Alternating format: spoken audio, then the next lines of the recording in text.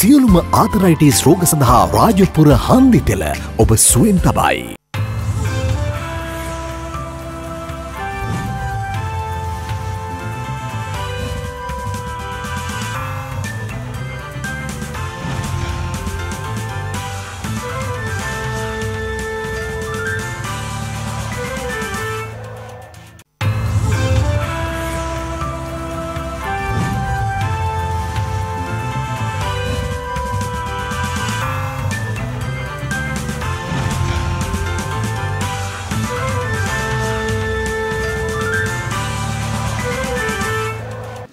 අයිබෝවන් යථාර්ථවාදීව ලෝකයේ දෙස බලන්නට සත්‍ය සිදුවීම් සම්පින්ඩනයක පුවත් දිගහැරුම ශ්‍රද්ධා රූපවාහිනී 6:30 ප්‍රධාන ප්‍රවෘත්ති විකාශය සමගින් මම භාග්‍ය ධනංජල කොල්ල ප්‍රථම අවධානයේ දවසේ ප්‍රධාන ප්‍රවෘත්ති සිරස්තල වෙත.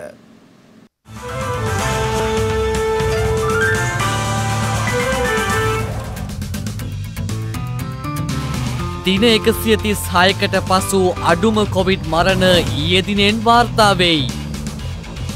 කොවිඩ් ආසාදිත ගර්භණී මව්වරුන් රෝහල්ගත කිරීම අනිවාර්ය කෙරේ. දූෂණයෙන් තොර රටක් බිහි කිරීමට එක්වන්නේයි ජනපතිගෙන් ඉල්ලීමක්. මේ රට සෞභාග්‍ය සඳහා ගෙන යාම සියලු දෙනාගේම සහයෝගය බලාපොරොත්තු වෙනවා. ශ්‍රී ලංකා යුද හමුදාවේ 72 වන සංවත්සරය අදයි. සාමකාමී දේශපාලන එක්වීමකට චීනයෙන් තායිවානයට ආරාධනා.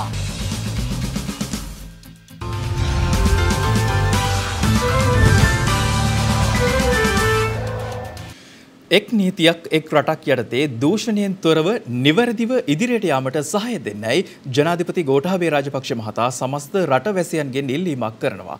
ජනාධිපතිවරයා මේ අදහස් පළ කළේ අද පැවති යුද හමුදාවේ 72 වන සංවත්සර උත්සවයට එක්වෙමින්. අද දිනට යෙදී ඇති ශ්‍රී ලංකා යුද හමුදාවේ 72 වන සංවත්සරය වෙනුවෙන් අනුරාධපුර සාලියපුර ගජබා රෙජිමේන්තු මූලස්ථානයේ පැවති උත්සවය පැවැත්වුණේ ජනාධිපති ගෝඨාභය රාජපක්ෂ මහතාගේ ප්‍රධානත්වයෙන්. සෞඛ්‍ය මාර්ගෝපදේශයන්ට යටත්ව සංවිධානය කෙරුණු යුද හමුදා සැමරෝම් මුලට පැමිණි ජනාධිපතිතුමා සාලියපුර ගජබා රෙජිමේන්තු කඳවුරේ අභිනවයෙන් ඉදි කෙරුණු සරම භූමිය විවෘත කර රණවිරු අයිතියට පත් කළා. ඉන් අනතුරුව ජනාධිපතිතුමා උත්තමාචාර පෙළපාලිය නිරීක්ෂණයට එක් වුණා.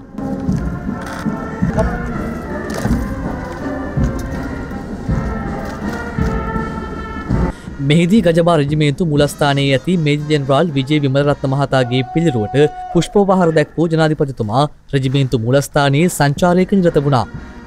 අවුරුදු 20ක් හරියටම මම යුද හමුදාවේ සේවය කළා. ඊට පස්සේ ආරක්ෂක ලේකම්වරයා වශයෙන් අවුරුදු 10ක් සේවය කළා. මට හරිම ආඩම්බරයි මේ ලංකා ඉතිහාසයේ පළමු වතාවට දේශපාලඥයෙකුගෙන් තොරව රටේ සේනාධි නායකයා බවට ජනාධිපතිවරයා බවට පත් වෙන්නට හැකියවීම ගැන ආඩම්බර වෙනවා. මම බලයට ආවට පස්සේ කිව්වා මේ රටේ ජාතික ආරක්ෂාව ප්‍රමුඛත්වයක් දීලා මම වැඩ කරනවා කියලා.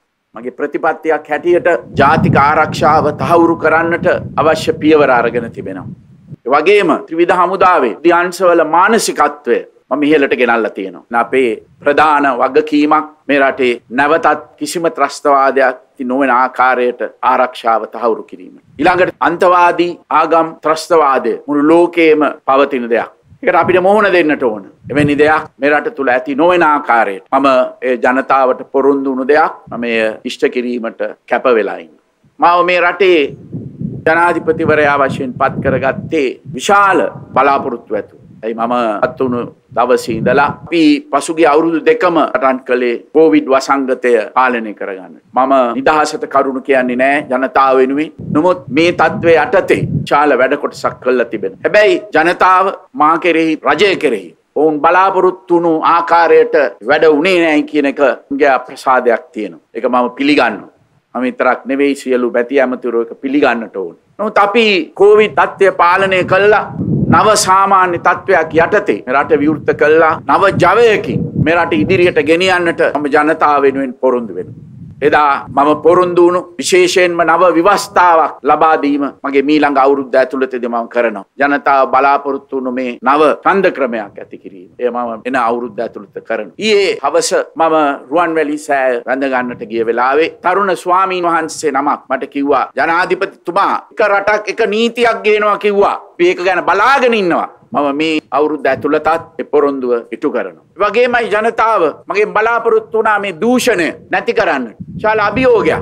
නමුත් අපි ඒක කරන්නට ඕන. මොන තරාතිරමේ වුණත් ඇමතිවරු වේවා, මන්ත්‍රීවරු වේවා, නිලධාරීන් වේවා රට වෙනුවෙන් අපි දූෂණය සම්පූර්ණයෙන් ඉවත් කරන්නට ඕන. මම කිසිම විදියකින් දූෂණයකට යොමු වෙලා නැහැ. යොමු වෙන්නෙත් නැහැ. හැකිතාක් දුරට වියදම් මම අඩු කළා තියෙනවා. මම ඇමති මණ්ඩලයෙන් ඉල්ලා සිටියා ඒ ආදර්ශය වුණුත් දෙන්න කියලා. එතන ජනතාවගෙන් ඉල්ලා සිටිනවා මේ දූෂණය වැළැක්වීම සඳහා සහාය දෙන්න. නිලධාරීන්ගෙන් ඉල්ලා සිටිනවා ජනතාව වෙනුවෙන් රාජ්‍ය සේවයේ කාර්යක්ෂමව වැඩ කරන්නට කියලා.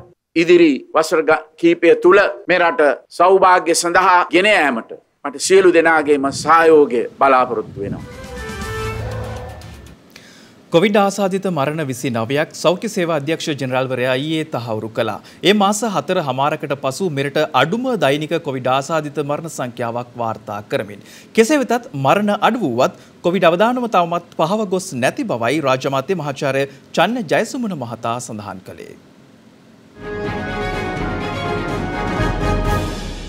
කොවිඩ් ආසාදිතයින් 726 දෙනෙකු ඊයේ මෙරටින් වාර්තා වුණා. ඒ මෙරට සමස්ත කොවිඩ් ආසාදිතයින් සංඛ්‍යාව 5,25,663ක් දක්වා ඉහළ නංවමින් මේ අතර පසුගිය 8 වෙනිදා සිදු වූ තවත් කොවිඩ් ආසාදිත මරණ 29ක් සෞඛ්‍ය සේවා අධ්‍යක්ෂ ජෙනරාල්වරයා විසින් ඊයේ තහවුරු කළා. එලෙස වාර්තා වූ මරණ 29 අතරට පිරිමි පුද්ගලයන් 18ක් සහ කාන්තාවන් 11ක් ඇතුළත්. මියගිය පිරිස අතර 23 දෙනෙකු අවුරුදු 60ට වැඩි පුද්ගලයන් වන අතර ඊට පිරිමි පුද්ගලයන් 14ක් ඇතුළත් බවයි වාර්තා වන්නේ. ඒ මෙරට සමස්ත කොවිඩ් ආසාදිත මරණ සංඛ්‍යාව දැක්වෙන්නේ 13296ක් ලෙසයි. ඊයේ වාර්තා වූ මරණ සංඛ්‍යාව දින 136කට පසු මෙරටින් වාර්තා වූ අඩුම කොවිඩ් ආසාදිත මරණ සංඛ්‍යාව වීම විශේෂත්වයක්. මේ අතර කොවිඩ් ආසාදිත ගර්භණී මව්වරුන් නිවෙස්ගත ප්‍රතිකාර සේවයට යොමු නොකර රෝහල් ගත කිරීමට තීරණය කර ඇති බව පෞල් සෞඛ්‍ය කාර්යාංශයේ අධ්‍යක්ෂ ප්‍රජා වෛද්‍ය විශේෂඥ චිත්‍රමාලි සිල්වා මහත්මිය සඳහන් කළා. මේ දිනවල එන්නත් කරණයත් සමගම ගර්භණී මව්වරුන් අතර රෝග වාර්තා වීමේ යම් අඩුවක් දක්නට ලැබෙනවා. එම අඩුවත් එක්ක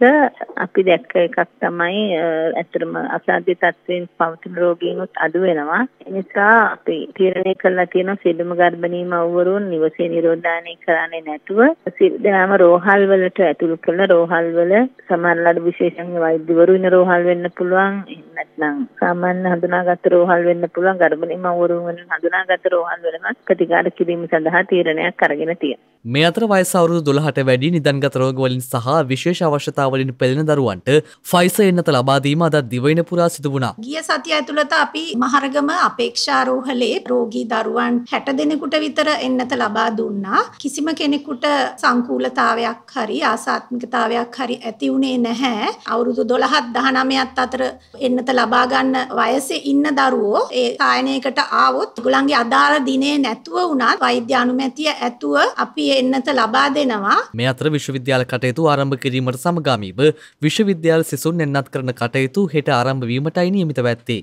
ඒ අනුව සෞඛ්‍ය සේවා අධ්‍යක්ෂ ජෙනරාල්වරයා සඳහන් කළේ තමාට ළඟම ඇති විශ්වවිද්‍යාලයෙන් ශිෂ්‍ය හැඳුනුම්පත ඉදිරිපත් කිරීමෙන් පසුව සිසුන්ට එන්නත ලබාගත හැකි බවයි. ඒ සඳහා තමන් ඉගෙනුම ලබන විශ්වවිද්‍යාලයට යෑම අත්‍යවශ්‍ය නොවන බවද ඒ මහතා සඳහන් කළා. මේ අතර මෙරට කොවිඩ් එන්නත් මාත්‍රා දෙකම ලබාගෙන ඇති පුද්ගලයන් සංඛ්‍යාව මෙරට සමස්ත ජනගහනයෙන් 56.18ක් ලෙසයි දැක්වෙන්නේ. මේ අතර දිවයින පුරා සිදුවන කොවිඩ් එන්නත් කරන කටයුතු අදත් ක්‍රියාත්මක වුණා. මේ වන විට වෛරසය ආසාදිතව රෝහල්වල ප්‍රතිකාර ලබන සමස්ත පුද්ගලයන් සංඛ්‍යාව 32270ක් වන අතර වෛරසය ආසාදිතව සිට සුවය ලැබූ සමස්ත පුද්ගලයන් සංඛ්‍යාව දැක්වෙන්නේ 4,80,097ක් ලෙසයි.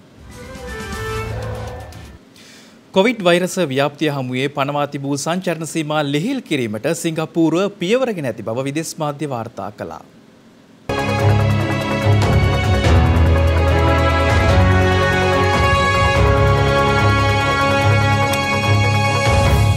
නිරෝධහයන ක්‍රියාවලියකින් තොරව රටවල් කිහිපයක සංචාරකයන්ට සිය රටට ඇතුළුවීමේ අවස්ථාව ලබා දෙමින් සිංගප්පූරු රජය විසින් එරටට පනවා තිබූ සංචරණ සීමාවන් ලිහිල් කිරීමට පියවරගෙන තිබෙනවා. ඒ අනුව ලබන 13 වනදා සිට පූර්ණ එන්නත්කරණයට ලක්ව ඇති කැනඩා, ඩෙන්මාර්ක්, ප්‍රංශ, ඉතාලි, නෙදර්ලන්ත, ස්පාඤ්ඤ, ඇමරිකා සහ බ්‍රිතාන්‍ය පුරවැසියන්ට සිංගප්පූරුවට ඇතුළුවීමට අවස්ථාව හිමිවන බවයි වාර්තා වන්නේ. එමෙන්ම නොවැම්බර් මාසයේ සිට එන්නත්කරණයට ලක් වූ දකුණු කොරියානුවන්ටද එම අවස්ථාව ලබා දීමට සිංගප්පූරුව තීරණය කර ඇති බවට වාර්තා වනවා.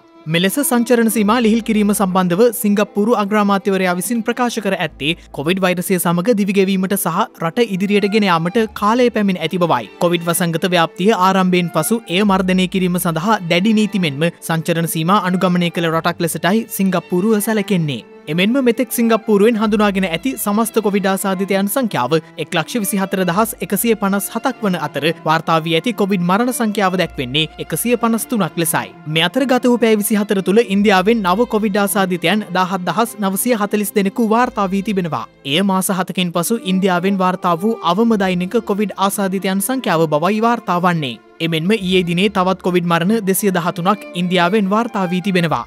මේ වන විට ඉන්දියාවේ සමස්ත කොවිඩ් ආසාදිතයන් සංඛ්‍යාව 3,39,53,000 ඉක්මවුවද මේ වන විට සුවය ලබා ඇති සංඛ්‍යාව 3,32,72,000කට ආසන්න වනවා. ඒ අනුව එරට සක්‍රිය ආසාදිතයන් සංඛ්‍යාව දැක්වෙන්නේ 2,31,000ක් ලෙසින්. එමෙන්ම ඉන්දියාවේ කොවිඩ් එන්නත්කරණයද මේ වන විට මාත්‍රා 94,70,00,000 ඉක්මවා ඇති බවයි එරට සෞඛ්‍ය අංශ වාර්තා කර ඇත්තේ. ජාතික සෞඛ්‍ය සේවාවේ දැනට ක්‍රියාත්මක වන පැය 8ක සේවා මුරය ඉදිරියේදී දීර්ඝ කිරීම සම්බන්ධයෙන් අවධානය යොමු වී ඇති බව සෞඛ්‍ය අමාත්‍ය කෙහෙලිය රඹුකැල්ල මහතා පවසනවා. සෞඛ්‍ය අංශය දැනට ක්‍රියාත්මක වෙන්නේ 8 ඉඳන් 4 වෙනකම්. ජාතික සෞඛ්‍ය අංශය ක්‍රියාත්මක වෙන්නේ. මගේ වැඩපිළිවෙලක් මේ වෙනකොට යෝජනා වෙලා තිබෙනවා. ඊට අමතරව යම් කිසි විදිහේ ඒ සම්බන්ධව පුරවැසියට සහනයක් ලැබෙන ආකාරයේ වැඩපිළිවෙලක් සම්බන්ධව ඒක සවිස්තරව මෙතන ප්‍රකාශ කරන්න බෑ. මොකද ඒක මේ වෙනකොට සාකච්ඡා මට්ටමින් තියෙන වැඩපිළිවෙල. දල වශයෙන් කියන්නේ 8 සිට 4 දක්වා අපි කියනවා නම් 5ක් කරනවායි කියලා. අපිට පුළුවන් නම් ඊට පසුව කරන කාල සීමාවන් සම්බන්ධව අදහසක් ඇති කරගෙන ප්‍රතිපත්තිමය වශයෙන් එකගතාවයකට ඇවිල්ලා තීන්දුව කරන්න. එhmenan අපිට යන්නට පුළුවන්. අර වගේ දෙගුණයකට තව යන්නට හැකියාවක් තිබෙනවා. ඒ යනකොට පිටස්තර එහෙම නැත්නම් වෙනත් අවස්ථාවලදී විශාල මුදලක් ගෙවා ඒ කරගන්න එක අපම කරගන්නට හැකියාවක් ලැබෙයි කියලා විශ්වාසය තියෙනවා. මානසික සෞඛ්‍ය කෙරෙහි විශාල අවධානයක් යොමු ඇති කාලයක අද ලෝක මානසික සෞඛ්‍ය දිනය සමරනවා. බාහිරව නිරෝගී වූ ගතක රෝගී වූ සිතක් ඇත්නම් නිරෝගී ගතටද එය එල්ල කරනුවේ සුළුපටු බලපෑමක් නොවේ. ඒ නිසා රෝගී සිත නැති කරන්නේ සමස්ත සෞඛ්‍යයි. වින්දනයට සේම විඳීමටද මුල්වන මනස රෝගීවීම අද සමාජයේද අඩු නැත. පුද්ගලයෙකුගේ ඇතිවන හැඟීම් සිතුවිලි හෝ හැසිරීම් යන කාණ්ඩ තුනෙහි ඇතිවන අසමානතාවය නිසා මනස රෝගී වෙයි. මානසික රෝග නොවන මානසික ගැටලුද ඒ අතර වෙයි. මේ වසරේ ලෝක මානසික සෞඛ්‍ය දිනය විශේෂ වන්නේ කොවිඩ් අභියෝගය හමුවේ විශාල පිරිසක් මනසින් බිඳ වැටීමත් සමගයි. නොනැවති දරුවන්සේම නිවසටම කොටු වූ බොහෝ පිරිසකටද මානසික සෞඛ්‍ය පසුගිය කාල සීමාවේදී ගෙනදී ඇත්තේ යහපත් වූවක් නොවේ. සෞඛ්‍ය පිළිබඳ ෆෙඩරේෂනයේ පවසන පරිදි ලෝපුරා වෙසෙන අඩු ආදායම්ලාභී සහ මැදි ආදායම්ලාභී රටවල ජනතාවගෙන් 75-95 අතර ප්‍රමාණයකට මානසික සෞඛ්‍ය සේවා ලබා ගැනීමට හැකියාවක් නැහැ. කෙසේවත් ධනවත් රටවල වෙසෙන බොහෝ දෙනාද මානසික සෞඛ්‍ය සේවා ලබා ගැනීම පිණිස අරගලයක නිරත වන බව ඔබ නොදැන සිටියා විය හැකියි. සැමට මානසික සෞඛ්‍ය සත්කාර එය යථාර්ථයක් කරමු යන්න මෙවර ලෝක මානසික සෞඛ්‍ය දිනයේ තේමාවද වන්නේ එවන් පසුබිමකයි. විෂාදය මානසික රෝග අතර සුලභය. කාන්සාව නැතිනම් අනිසි බියද සුලභව දක්නට ලැබෙන මානසික රෝගී තත්ත්වයක්. 30% මෙම තත්ත්වය ඇති බවයි හඳුනාගෙන ඇත්තේ. රජික වුණත් රෝගියෙකු නම් යාචක මට්ටමට පත්වේ. එම නිසා ආරෝග්‍යා පරමාලාභා යන උතුම් බුද්ධ වචනය නිතර සිහියේ තබාගෙන කායික මානසික සුව සහනය සඳහා ඔබේ සිත සිතුවිලි මෛත්‍රයෙන් කරුණාවෙන් මුදිතාවෙන් ආදරයෙන් පුරවාගත යුතුය. එවිට ඔබේ මනස නිදුක් නිරෝගී වනු ඇත. ජීවිතයට ජයග්‍රහණයන් කොයිතරම් වටිනා වුණත් මේ කියන්නේ ජීවිතයේ ජයග්‍රහණයකට අසීමාන්තික වටිනාකමක් ලබා දුන් තරුණියකගේ කතාවක්. ජීවිතය ජීවත් කරවන්න රැකියාවක් සමග මිනිසා තරඟ කරද්දී අතට ලැබෙන්නේ මිල මුදල් විතරක් නෙවෙයි. දහසකුත් අත්දැකීම් සමගින් දරාගත නොහැකි වේදනාවන්, නොයෙකුත් බාධක, හිත්‍රිදීම්, හඬා වැටීම් එක්ක ජීවිතයේ සතුටත් මේ රැකියාව තුළ සැඟවිලා තියෙනවා. ඒ කොහොම වුණත් ඔබ මිනිසෙකු ලෙස විශිෂ්ට නම් ඔබ කරන රැකියාවේ සැබෑම වටිනාකම ඔබට ලබා ගන්න පුළුවන්. මේ කියන්න යන්නේ රැකියාවේ වටිනාකමින් ජීවිතයට වටිනාකමක් ලබාගත්ත කෙනෙක් ගැන. පීටර් ගේට්ස් වෘත්තියෙන් පොලිස් නිලධාරියෙක්. 1998 වසරේ දවසක වොෂින්ටන් නුවර වීදියක මහල් නිවාස සංකීර්ණයක ගින්නක් පිළිබඳව පීටර් රැකියාව කළ පොලිස් ස්ථානයට වාර්තා වුණා. ඒ මොහොතේම සිය රාජකාරිය ඉටු කිරීමට ගිනිගත් නිවාස සංකීර්ණය වෙත පැමිණි පීටර් ගිනි නිවන බටයින් සමග ගොඩනැගිල්ලේ සිරවූවන් සොයා ඉක්මනින් ක්‍රියාත්මක වුණා. පිලිස්සෙන ගොඩනැගිල්ලේ ගිනි ජාලා අතරින් පීටර් දිවගියේ තවත් ජීවිත බේරගන්න තමන්ගේ ජීවිතය පවා පරදුවට තබමින්. එවිදියට ඒ මොහොතේ සිය රාජකාරියට නොපසුබටව වීරියෙන් කැපවුණු පීටර් දුම් වලාවකින් වැස්සුණු ගොඩනැගිල්ලෙන් එළියට ආවේ පිලිස්සුම් තුවාල සහිත පුංචි දරුවෙකුත් දෝතින්ම අරගෙන.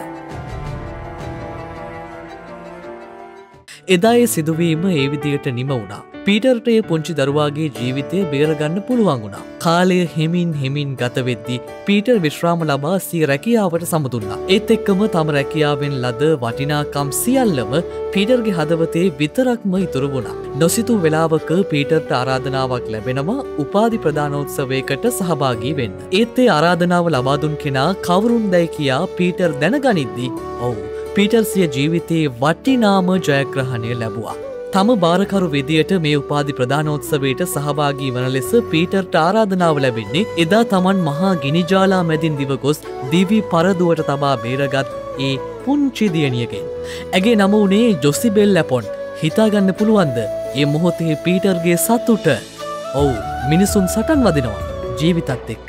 විටක දිනාවි හැබැයි විටක පරදීවි. ඒත් මනුෂ්‍යත්වයේ නාමයෙන් එදා පීටර් සටනින් ජයග්‍රහණය කළ නිසා අද සිය ජීවිතයේ සැබෑ වටිනාකම ලබන්නට පීටර් සමත් වුණා. තම ගැලවුම්කරුට තමන්ගේ ජීවිතයේ විශාලතම ජයග්‍රහණයක් ලබන මොහොතට තම බාරකරු ලෙස සහභාගී වන්නේයි ජොසිබෙල් ආරාධනා කරන්නේත් ඒ සටන කොයිතරම් වටිනාකමින් ඉහළද යන්න පසක් කරමින්. ඒ ගැන ජොසිබෙල් කිව්වේ මෙහෙම: ජීවිතයේ ඉතා වැදගත් අවස්ථා කිහිපයයි තියෙන්නේ. මට අවශ්‍ය වුණේ මා සමග සිටි සහ දුෂ්කර මොහොතේ මා බේරාගත් ඒ උතුම් මිනිසා සමග මගේ ජයග්‍රහණය බෙදාගන්න. හිතන්න එදා සිය රැකියාව හරහා පීටර් ලද ජයග්‍රහණය නිසා අද අහිංසක දරුවෙක් ජීවිතේ ජයගත්තා. පීටර්ට තම රැකියාවේ සැබෑ වටිනාකම දැනුනේද ඒ ජයග්‍රහණය නිසාමයි. දැන් තවත් දේශීය පුවත් කිහිපයක් කෙටියෙන්.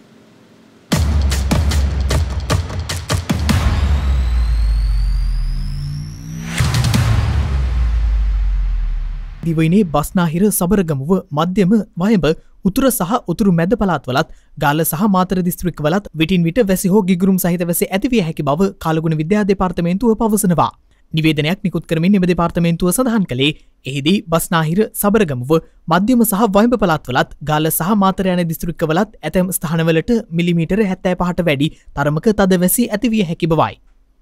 එමෙන්ම දිවයිනේ සෙසු ප්‍රදේශවල සවස් කාලයේ හෝ රාත්‍රී කාලයේදී තැනින් තැන වැසි හෝ ගිගුරුම් සහිත වැසි ඇතිවිය හැකි බව එම නිවේදනයේ සඳහන්. මේ අතර මධ්‍යම කඳුකරේ බටහිර බෑවුම් ප්‍රදේශවලත් උතුරු සහ උතුරු මැද පළාත්වලත් ත්‍රිකුණාමලය සහ හම්බන්තොට යන දිස්ත්‍රික්කවලත් සුළඟේ වේගය විටින් විට පැයට කිලෝමීටර 50 දක්වා වැඩි විය හැකි බවයි එම නිවේදනයේ වැඩිදුරටත් දැක්වෙන්නේ. එක්සත් ජාතීන්ගේ ශ්‍රී ලංකා නේවාසික සම්බන්ධීකාරක හනාසිග හමීඩ් මහත්මිය නියෝජ්‍ය පොලිස්පතිවරයන් තිදෙනාට සුබ පැතුම් එක් කර තිබෙනවා. සිය ට්විටර් ගිණුමේ සටහනක් තබමින් හැනා මහත්මිය මෙලෙස සුබ පැතුම් එක් කර ඇත්තේ නවක නියෝජ්‍ය පොලිස්පතිවරයන් තිදෙනා වන එල්.බී. සෙනවිරත්න, ඒ.ආර්. ජයසුන්දර සහ පත්මිනී වීරසූරිය යන මහත්මීන් හටයි. ඔවුන්ගේ මෙම උසස් කිරීමෙහි ඉතාමත් වැදගත් පියවරක් වන්නේ සමානාත්මතාවය සහ නීතිය ක්‍රියාත්මක කිරීමේදී කාන්තාවන්ගේ දායකත්වය හඳුනා ගැනීම බවද ඇය තම ට්විටර් ගිණුමේ සඳහන් කර තිබෙනවා. හිංසනය වැළැක්වීම සහ ප්‍රතිචාර දැක්වීම සෑම තරාතිරමකම කාන්තාවගේ පූර්ව හා ඵලදායී සහභාගීත්වයේ වැදගත් වන බවද ඇය වැඩිදුරටත් සඳහන් කර තිබෙනවා. හිංසනය වැළැක්වීම සඳහා ප්‍රතිචාර දැක්වීම සෑම තරාතිරමකම කාන්තාවකගේ පූර්ව හා ඵලදායී සහභාගීත්වය වැදගත් වන බවටයි ඇය වැඩිදුරටත් සඳහන් කර ඇත්තේ. සඳහිරු සෑයේ කොත් වහන්සේ සහ චූඩාමාණික්‍ය හෙට මහනුවර අස්කිරි මහා විහාර මහා පිරිවෙන වෙත වැඩම කිරීමට නියමිතයි. මෙම පූජනීය වස්තුන් රැගත් පෙරහැර ආගමික ආශිර්වාද මැද්දේ අද උදෑසන මාදන්වැල රජමහා විහාරයෙන් ගමන් ආරම්භ කළ අතර හඟුරන්කෙත හාරගම තැන්නේ කුඹුර බුවැලිකඩ සහ වැවරවුම පසු කරමින් ගමන් කර අද දින ගමනාන්තය වන මහනුවර මල්වතු මහා විහාරයේ වෙත වැඩම කෙරෙනවා. පූජනීය මහා සංඝරත්නයේ ආගමික ආශිර්වාද මැද්දේ මෙම පෙරහැර සම්පූර්ණ කටයුතු සිදු කරන අතර පෙරහැර ගමන් ගන්නා අවස්ථාවේදී රථවාහන පාලනය අදාළ පොලිස් කොට්ටාශ මගින් සිදු කරන අතර දැඩි සෞඛ්‍ය ආරක්ෂණ මාර්ගෝපදේශයන්ට අනුවයි මෙම කටයුතු සිදු කෙරෙන්නේ.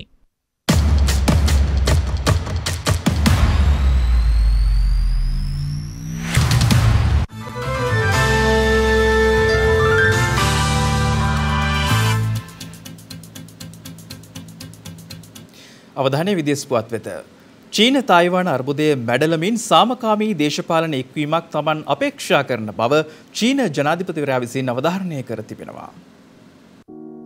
තායිවානය සමග සාමකාමී දේශපාලන එක්වීමක් අපේක්ෂා කරන බවත් චීනය ඊට සූදානම් බවත් චීන ජනාධිපති ෂී ජින්පිං විසින් ප්‍රකාශ කර ඇති බව විදේශ මාධ්‍ය වාර්තා කර තිබෙනවා. චීන ජනාධිපතිවරයා මෙසේ සඳහන් කර ඇත්තේ Taman ආක්‍රමණය කිරීමට චීනය සූදානම් වන බවට පසුගිය කාලවකවානුව තුළ තායිවානය දිගින් දිගටම චෝදනා එල්ල කිරීමත් සමගයි. තායිවානය චීනය අසල පිහිටි දූපත් රාජ්‍යයක් වන අතර අද වන විට එය ස්වාධීන රාජ්‍යයක් ලෙස කටයුතු කළත් චීනය තවමත් තායිවානය එරටට අයත් කොටසක් ලෙස සලකනු ලබනවා. පසුගියදා චීන හමුදාවේ ප්‍රහාරක ජෙට් යානා සැලකිය යුතු ප්‍රමාණයක් තායිවාන ගුවන් සීමාව විටින් විට උල්ලංඝනය කරන බවට තායිවානය චෝදනා කළ අතර වසර 2025 වන විට චීනය මුළුමනින්ම තායිවානය ආක්‍රමණය කරනු ඇති බවටද මත පලවනවා. එමෙන්ම චීනයත් තායිවානයත් අතර පවතින නොසන්සුන්කාරී තත්ත්වය තවත් වසර කිහිපයක් ඇතුළත ඉතාමත් දරුණු අතට හැරෙනු ඇති බවටයි තායිවානය විසින් පසුගියදා ප්‍රකාශ කරනු ලැබුවේ. මේ අතර චීනයෙන් එල්ලවන තර්ජනවලට මුහුණ දීම සඳහා ඇමරිකාව රහසේ තායිවාන හමුදා සොල්දාදුවන් පුහුණු කරන බවට විදේශ මාධ්‍ය අනාවරණය කර තිබෙනවා.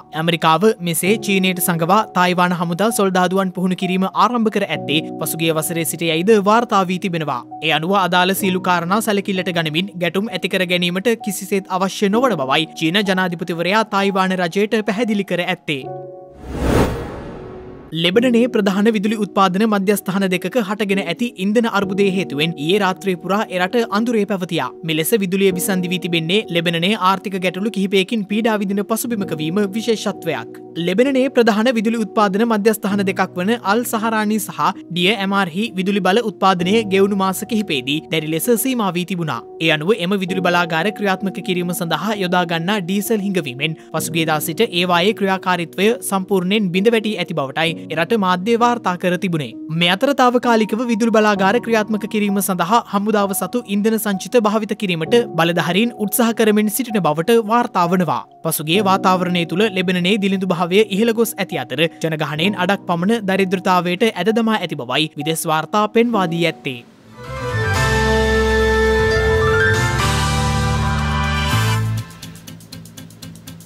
දිනක සටහන් නිමාවන්නට මත්තෙන් හෙට දවසේ වැදගත්කමටයි මේ අවධානය.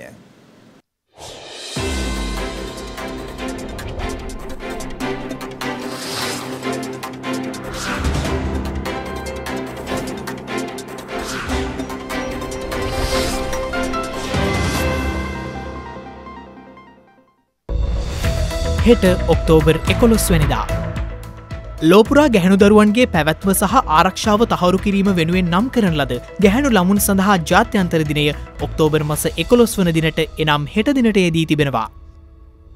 ශ්‍රී ලංකාවේ ප්‍රථම වාණිජ මහාධිකරණය පිහිටුවා ඇත්තේ 1996 වසරේ ඔක්තෝබර් මාස 11 වන දිනයි.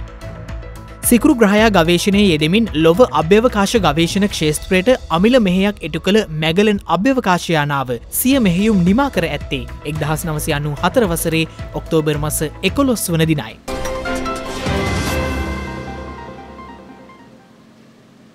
ඒත් සමගින් ශ්‍රද්ධා රූපවාහිනී ප්‍රධාන ප්‍රවෘත්ති විකාශය නිමාවට පත්වෙනවා. හමුයමු හෙටත් සවස 6:30ට.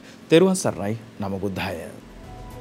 මෙවැනි වැදගත් පුවත් නැරඹීම සඳහා ශ්‍රද්ධා TV News YouTube channel එක subscribe කර සීනුව සලකුණ වන්න.